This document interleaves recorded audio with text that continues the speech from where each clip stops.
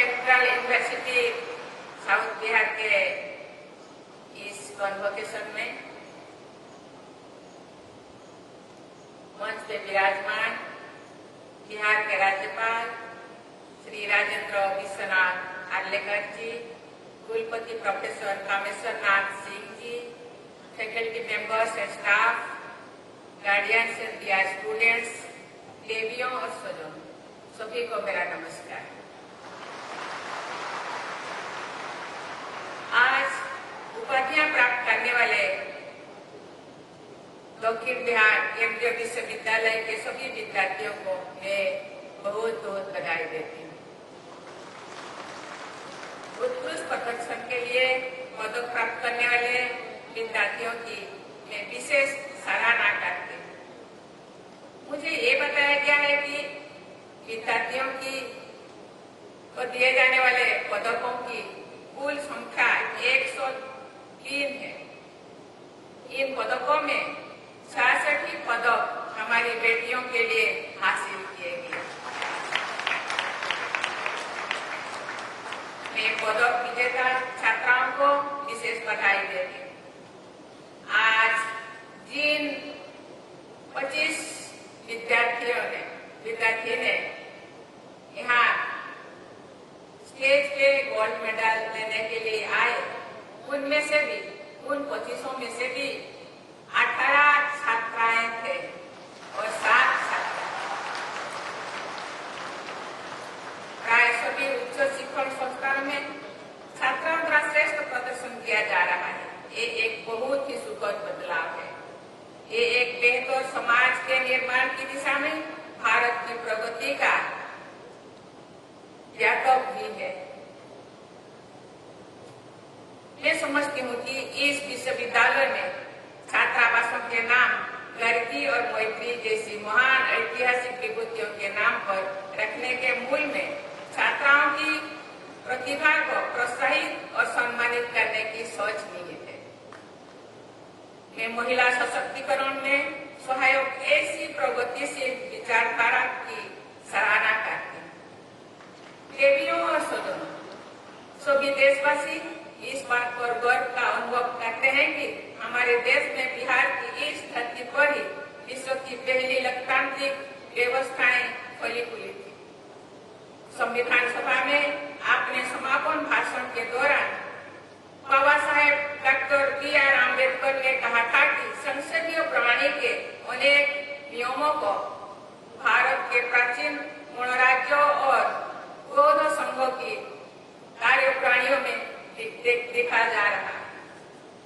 भारत के संविधान और आधुनिक गणराज्यों के निर्माण में भी डॉक्टर सच्चिदानंद सिन्हा और बाबू राजेंद्र प्रसाद सिंह, बिहार की अनेक विभूतियों ने अमूल्य योगदान दिया।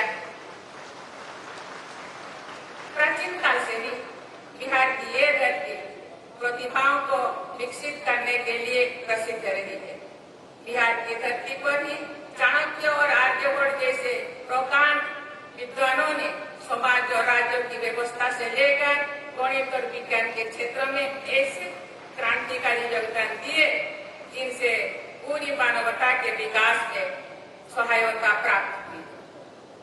इस विश्वविद्यालय में विज्ञान की शिक्षा जिस भवन में दी जाती है उनका नाम आर्यभट्ट भवन रखा गया है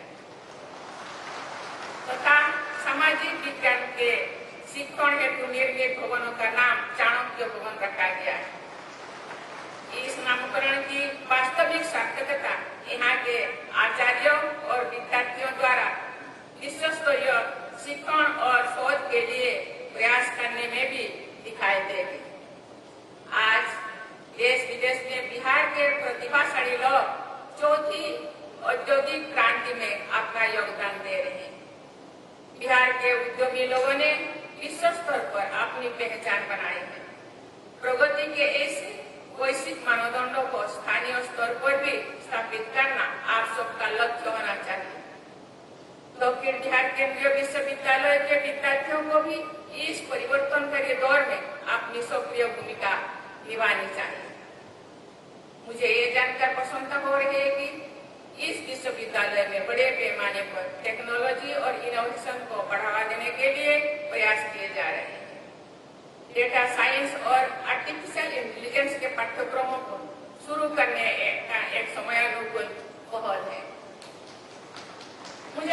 गया है कि ज्ञान विज्ञान को साझा करने के लिए विश्वविद्यालय द्वारा कैंपस टू कम्युनिटी के नाम से एक कार्यक्रम चलाया जा रहा है।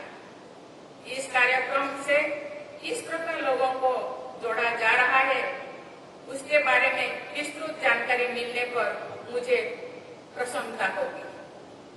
मुझे बताया भी गया है कि विश्वविद्यालय ने doctor Ambedkar centre for excellence के माध्यम से वंचित वर्गों के विद्यार्थियों को प्रशासनिक सेवाओं में चयन के लिए होने वाली प्रतियोगी परीक्षाओं में सफलता हेतु सक्षम बनाने के लिए कार्यक्रम चलाया जा रहा है।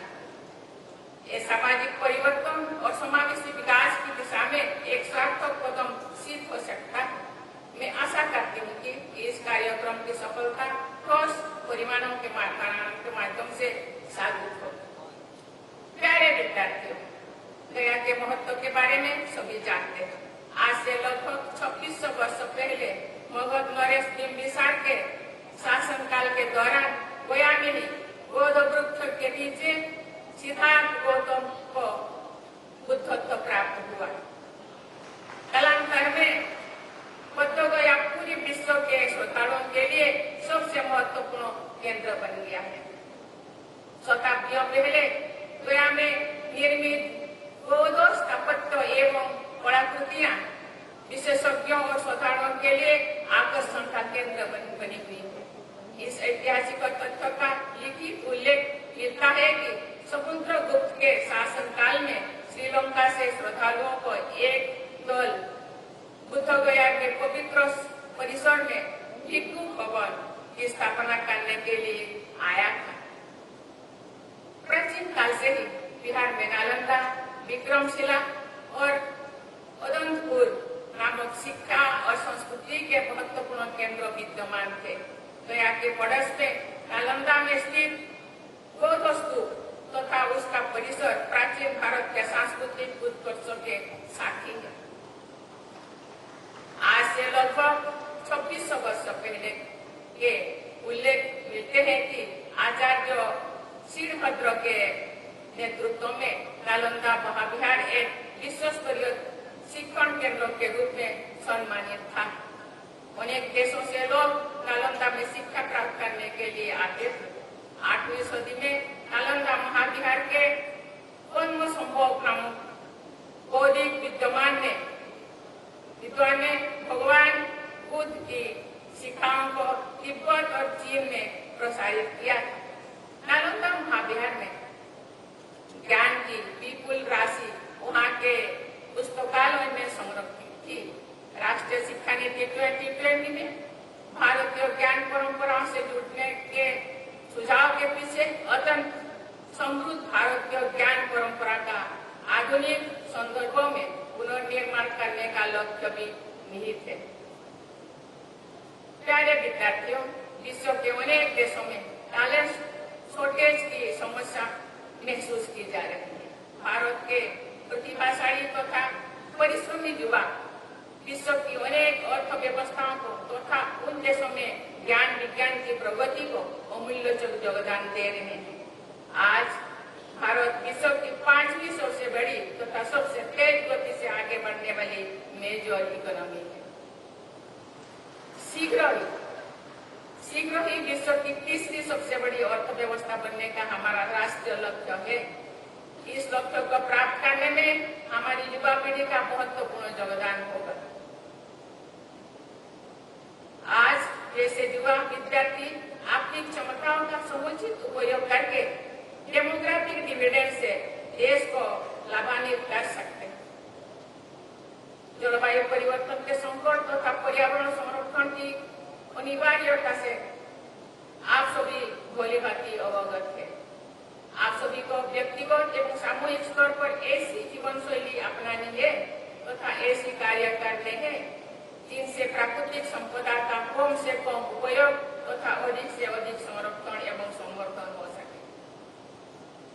बिहार की पावन धरा पर आज से लगभग 2600 वर्ष पहले भगवान महावीर और भगवान बुद्ध ने शांति, अहिंसा, प्रकृति और जीव जंतु के प्रति करुणा तथा प्रेम का संदेश दिया था।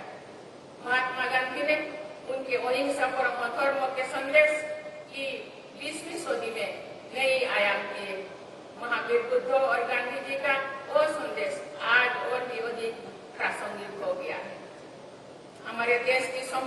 विरासत को आगे बढ़ाना विश्व कल्याण में सहायक सिद्ध हो सकता है। आप सब युवा विद्यार्थी हमारी समृद्ध परंपराओं के संवाहक है। आप सब समाज, देश और विश्व के नवनिर्माण में अपनी भूमिका तय कर सकते हैं और उसे भलीभांति भी निभा सकते हैं। मैं आपसे आग्रह करूंगी कि आपके लक्ष्य में अपने विकास के साथ साथ समाज कल्याण तथा परोपकार के मूल्यों को भी स्थान रहे।